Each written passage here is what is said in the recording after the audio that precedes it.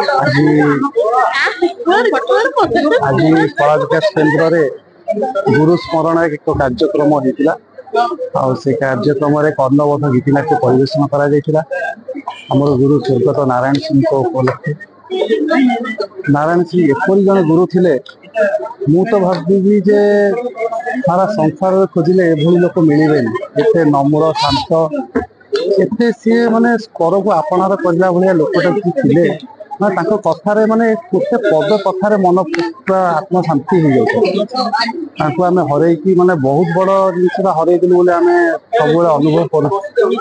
आज ड्रामा होता लगुता सार आम पाखे पाखे अच्छा